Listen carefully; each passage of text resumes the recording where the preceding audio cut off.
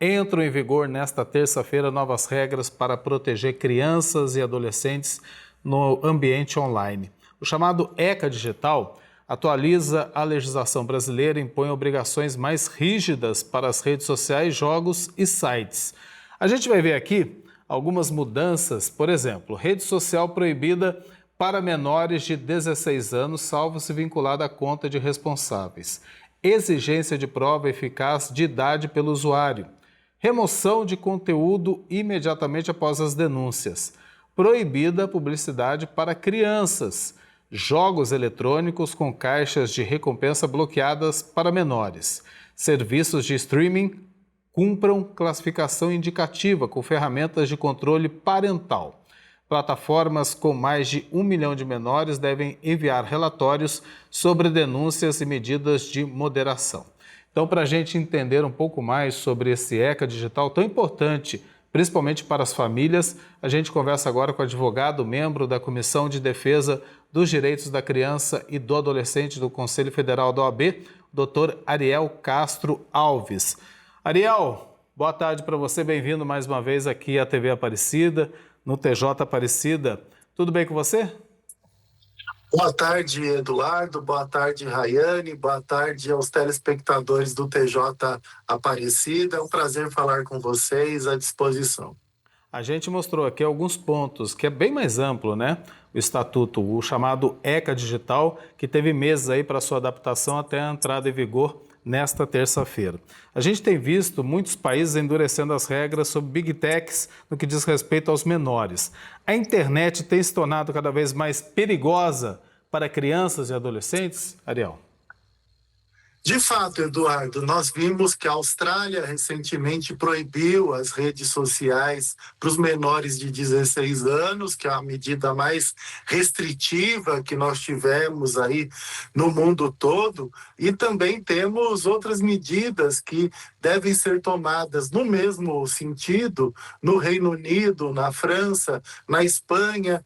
O Brasil adotou um critério mais flexível. O Brasil adotou esse critério de que pais, mães, responsáveis legais devem exercer o controle parental, a supervisão do que seus filhos estão consumindo e interagindo por meio da internet, principalmente dos jogos online, aqueles interativos que são mais perigosos, e também as próprias redes sociais. Nós não podemos mais aceitar essa terra sem lei da internet, de qualquer pessoa cria um perfil, muitas vezes falso, fake, e vai lá e comete todo tipo de crime, desde crimes de ódio, de discriminação, desde a incitação à própria misoginia, a outros atos de racismo também, e aqueles que cometem cyberbullying, que instigam suicídios, automutilações e a própria exploração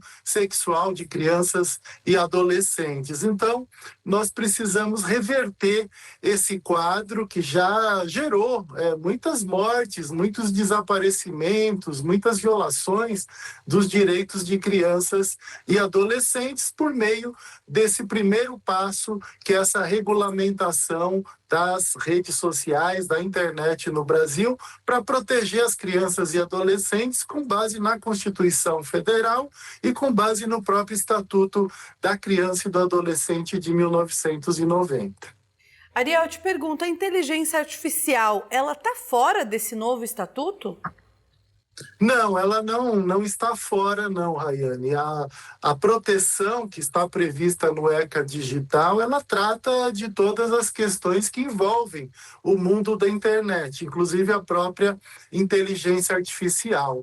Quando a lei prevê a proteção dos dados, a proteção das informações, da imagem, a garantia da privacidade das crianças e adolescentes, ela exatamente também protege hoje diante da inteligência artificial, diante daqueles perfis, daquelas fotos, daqueles vídeos, daquelas imagens de crianças e adolescentes, muitas vezes modificadas, muitas vezes utilizadas pela inteligência artificial. Inclusive, no ano passado, a ONG Internacional de Direitos Humanos, Human Rights Watch, denunciou imagens de crianças brasileiras usadas pela inteligência artificial, inclusive fora do nosso país. Muitas vezes são imagens utilizadas até na questão da pornografia infanto-juvenil, muitas vezes até a imagem que simula uma situação de nudez, uma situação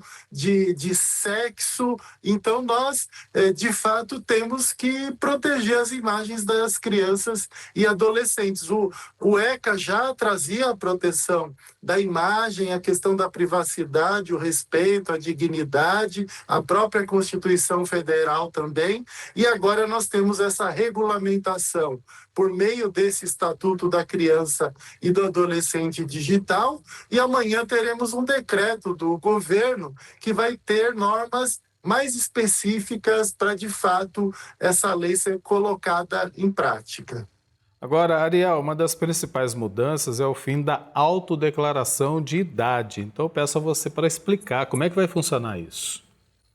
Sim, Eduardo, essa verificação etária, verificação da idade, hoje basta a criança ou adolescente declarar lá, preencher que ela tem 18 anos ou mais. Então, não, isso não vai mais ser aceito, vai ter que ter comprovação através de testes faciais, que já estão sendo feitos por vários aplicativos, e também, em alguns casos, encaminhamento de documentações da própria identidade. Aí vai ser feita uma análise se de fato aquela identidade é verdadeira, porque claro que essas situações estão sempre sujeitas a serem a tentativas de burlar, ou inclusive ter sucesso ao burlar. Nós temos que lembrar da época que crianças que adolescentes principalmente entravam em locais proibidos para a idade deles com identidades falsificadas ou identidades de outras pessoas.